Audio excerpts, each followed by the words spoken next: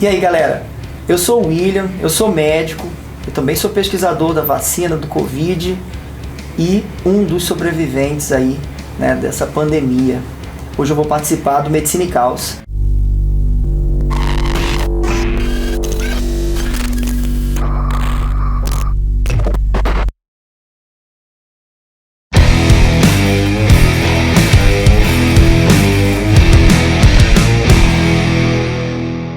Meu amigo, muito obrigada. Você sabe que eu te admiro como amigo, como profissional, então você precisava estar aqui comigo hoje e contar para nós o que o médico William passou, o que o pesquisador passou e o ser humano, o William. O que foi para você assim, esse Covid? Como é que foi a sua experiência depois de tudo isso? Assim? A gente sabe que você também pegou Covid, assim como a maioria dos profissionais de saúde, né? Como é que foi?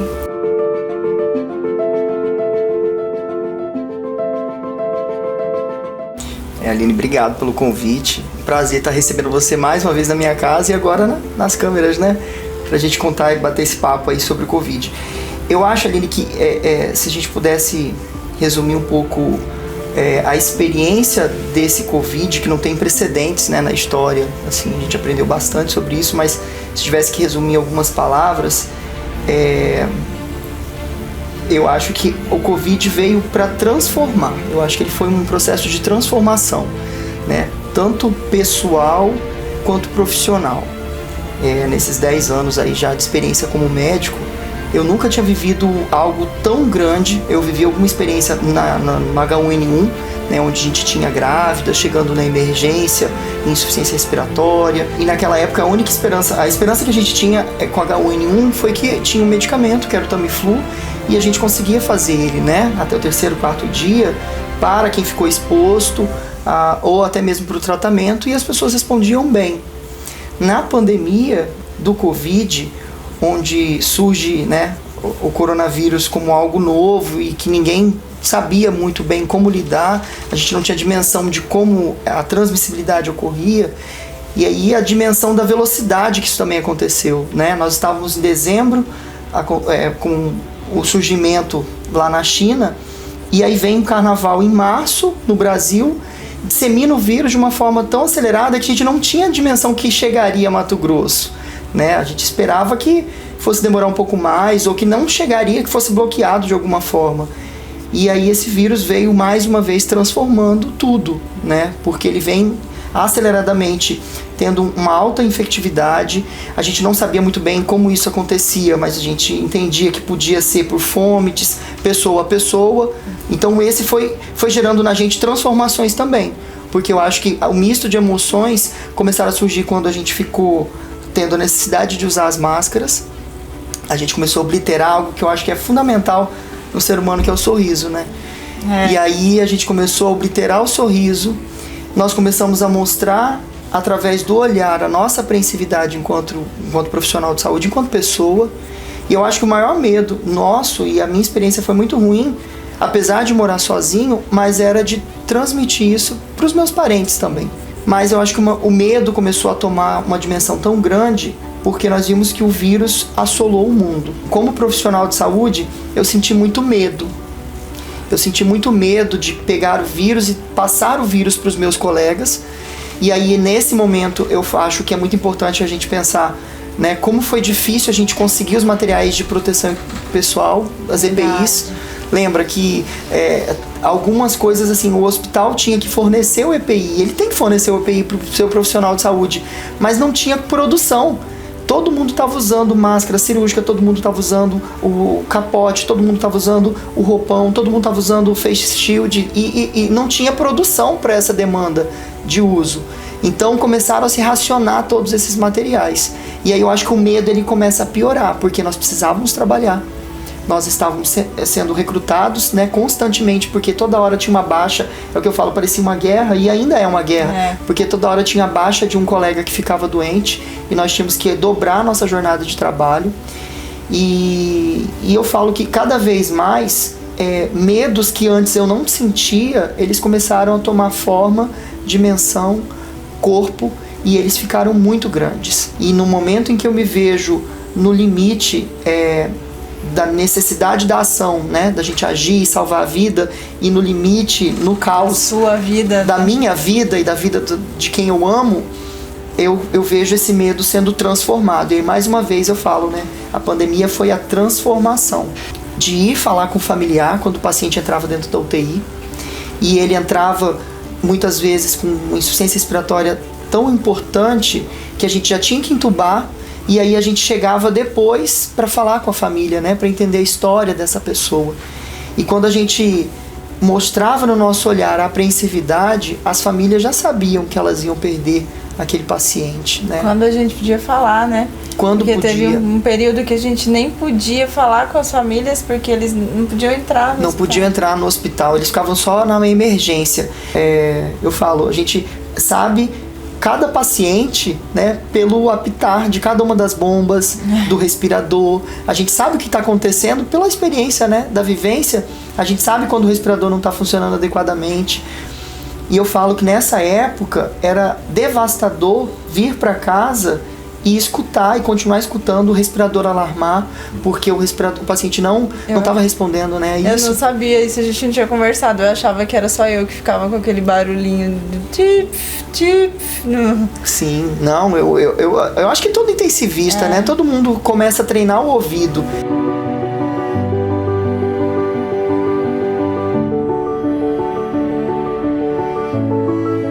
Quando o meu olfato acabou, quando eu acordei um dia, eu estava sem olfato, eu falei, agora eu peguei. Assim, você começou a perceber. Foi assim, eu simplesmente no Covid, a minha experiência com Covid, tendo Covid, eu vinha para casa e, lógico, né, eu moro sozinho, mas eu acordei um dia e eu não senti o cheiro do meu perfume. Eu acordei e eu senti algo estranho.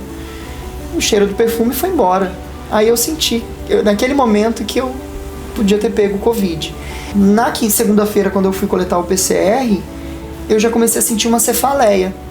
E é uma cefaleia um pouco desproporcional. Então ali naquele dia do PCR, eu lembro que na próxima quarta-feira saiu o resultado, e eu estava realmente com Covid. Eu já peguei os atestados, né, de dias anteriores e completei, eu acho que 10 ou 9 mais 10 dias em casa sozinho. Eu já estava recluso, avisei a minha família, e eu lembro que minha mãe me abasteceu muito, vindo trazer comida, e vinha e deixava na porta. E foi uma experiência muito ruim ficar em casa, porque eu sabia que estava tendo um combate lá fora. Era o caos instaurado e a gente não estava lá para poder ajudar. Então, assim, era um soldado que não estava ajudando a combater. E aí eu comecei a ficar mais transformado, né? O meu medo começou a aumentar mais ainda, porque começou a vir a ansiedade associada, e é um dos sintomas que o Covid pronuncia, né? A ansiedade exacerbada. Eu lembro de ter ficado várias vezes aqui nesse sofá, deitado, porque a casa ficou muito pequena. A casa é grande, mas a casa ficou pequena pra mim, né? Não tinha espaço mais. Eu vinha pra cá, pra minha vitrola, colocava um disco, escutei todos esses discos de frente pra trás, de trás pra frente, e tentando manter a paz, tentando manter a sanidade. Mas foi muito ruim, porque durante o dia a vista aqui de casa é bem bacana, é bonita, né? Eu tenho o jardim inteiro do bosque, do parque, e aí é bonito de ver.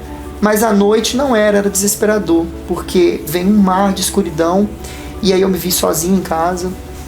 Eu comecei a me ver desamparado mesmo, né? Assim, caramba, o que vai acontecer se eu ficar doente aqui e sei lá, não conseguir ligar para alguém, se eu entrar em insuficiência respiratória? Toda hora eu ficava ali monitorizando, eu comecei a ficar muito ansioso, com um oxímetro toda hora no dedo, porque eu comecei a ficar 2, 3 dias sem dormir nesse período.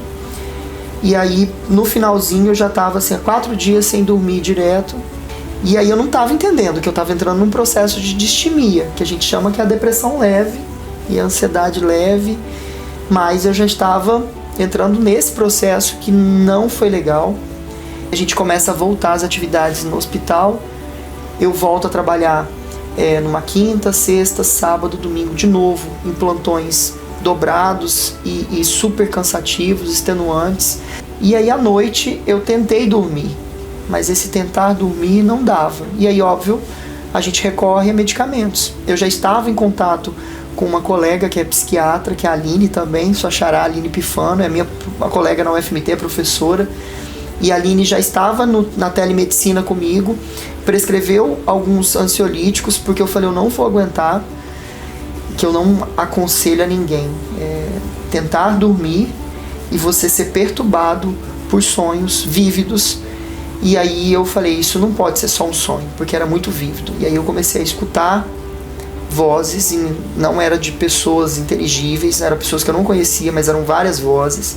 E às vezes se confundia com homem, mulher, criança, choro, muito choro. Você começou a ter alucinação auditiva. Eu comecei a ter alucinação auditiva e isso não me deixou dormir, óbvio, porque aí o meu medo foi a nível hard. E eu falo a hora que o medo ele começou a tomar forma, né, pra mim. Delírio, sabe, visual também. E eu acordava, eu abria o olho e continuava vendo essas pessoas. Sei lá, 5 horas da manhã, quando o sol começou a despontar aqui na frente de casa. Eu lembro de ter vestido meu pijama, e era segunda-feira de manhã, eu estaria de plantão na Santa Casa. Eu coloquei meu pijama, eu calcei meu cropped e máscara, catei algumas coisas e eu não sei como eu consegui chegar no hospital. Sei lá, eu lembro de retomar a minha visão, a minha percepção de espaço em torno, sei lá, das 9 da manhã, e eu já estava em extremo estresse, a nível de estresse altíssimo, num choque muito grande, e eu já estava dentro do hospital. Mas eu fui a pé, depois a gente foi ver, eu fiz saques 6 horas da manhã num caixa eletrônico no centro de Cuiabá. Eu andei da minha casa até a Santa Casa, que deve dar uns 5 quilômetros, a pé, e eu fiquei andando esse tempo inteiro. Eu cheguei no trabalho atrasado, já eram 7h40, esperando para render o colega me esperando. E o colega, quando me viu naquela situação, ele falou, cara, eu não posso te deixar assim aqui. Ligou para nossa chefe, e a chefe foi para lá. E aí me viu naquela situação de estresse traumático mesmo, né? Eu não conseguia mais ver gente morrer. E eu falava, eu não consigo mais ver gente morrer, eu não tô conseguindo. Então essa experiência foi muito dolorosa, porque eu sentia dor na alma, parecia que tinham facas assim entrando mesmo no corpo, na carne, rasgando, fazendo feridas. E essas feridas demoraram muito tempo para passar, assim. Que a gente não consegue, né? Luta, mas a gente não... Nessa hora, a hora que eu me vi transformado como paciente, né? É a hora que o jaleco abriu e deixou de ser a capa do super-herói, e a hora que eu perdi, eu não sei em que momento eu perdi isso, mas eu perdi as minhas forças, as minhas energias enquanto profissional. E aí veio o ser humano, né? E aí é a hora que a gente se reconhece como ser humano, né? A pandemia transformou todo mundo. E assim, eu acho que a pessoa mais prepotente, ou a pessoa mais orgulhosa, né, mais autossuficiente, nesse momento ela se mostra igual a todos, né, vulnerável. É o que eu estava sentindo, eu estava vulnerável nesse momento. Eu precisei entender, e aí foram terapias, mais de 6 meses de terapia, mais de 6 meses tomando medicamentos em doses altas, esquizofrênicas. Eu falei, não é possível que eu estou ficando louco. A minha concepção é que eu estava esquizofrênico, escutar vozes, ver gente morta. Escutando vozes. Sim, ainda duraram mais 1 semana e meia quase. Mas eu apaguei 3 dias e aí depois isso ainda ficou um pouco recorrente. Voltando, entendeu? Me perseguindo um pouco. Nesse percurso eu fiz ressonância e a gente diagnosticou com 21 dias após o Covid que eu estava tendo uma encefalite pós-Covid, então eu tive uma alteração orgânica e que pode realmente ter justificado todo o meu quadro depressivo, porque foi um período momentâneo, mas que era muito desproporcional à minha personalidade.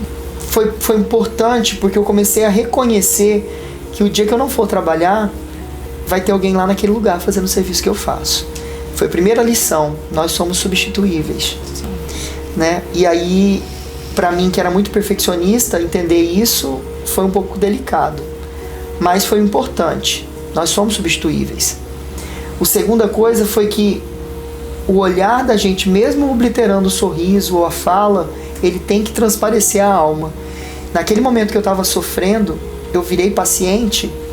Eu tinha o olhar dos meus alunos através da câmera, eu tinha o olhar da minha médica, eu tinha o olhar da terapeuta, eu tinha o olhar dos meus amigos, dos meus colegas, e aí a gente começou a se amparar, principalmente os médicos que já tiveram Covid, né? A gente começou a se reunir, se amparar um ao outro, se fortalecer, já que a gente não podia se fortalecer com a família ou com os outros pacientes que não tiveram exposição ao Covid. Então a gente começou a juntar um grupo, né, de amigos, para poder se amparar nas dificuldades. E aí, a partir disso, eu acho que a gente vai compartilhando a experiência de ter Covid, de ter tido a doença, a experiência de, que eu digo, ou morte ou quase morte, porque muitos dos nossos colegas ficaram ruins, tiveram muitos sintomas, né? Perdemos colegas. Perdemos alguns colegas. E aí eu acho que essa minha experiência com Covid, da encefalite, ela trouxe uma transformação para mim também.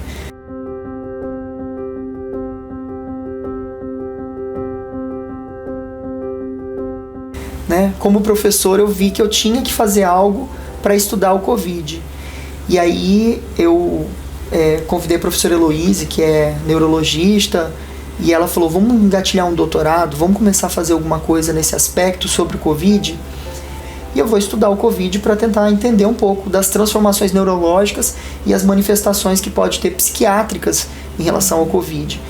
E aí a gente começou a discutir sobre isso, e foi bem bacana, porque nós tivemos várias experiências na leitura, na literatura do mundo, do que o Covid estava causando. E, além da ansiedade, né, a encefalite era um dos pontos importantes que podia fazer essa transformação de psicose.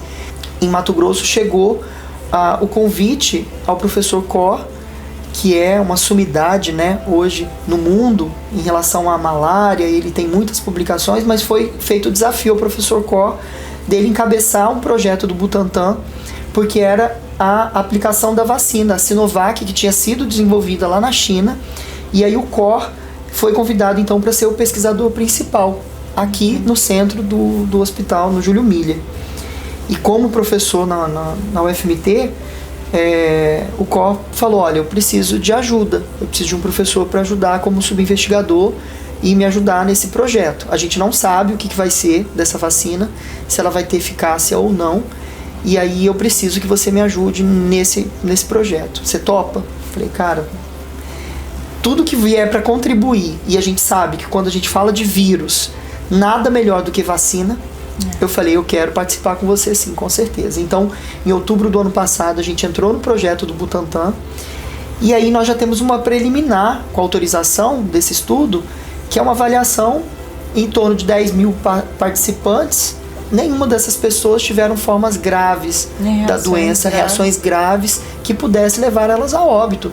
E, obviamente, muitas pessoas se beneficiando, né, de menos sintomas com isso.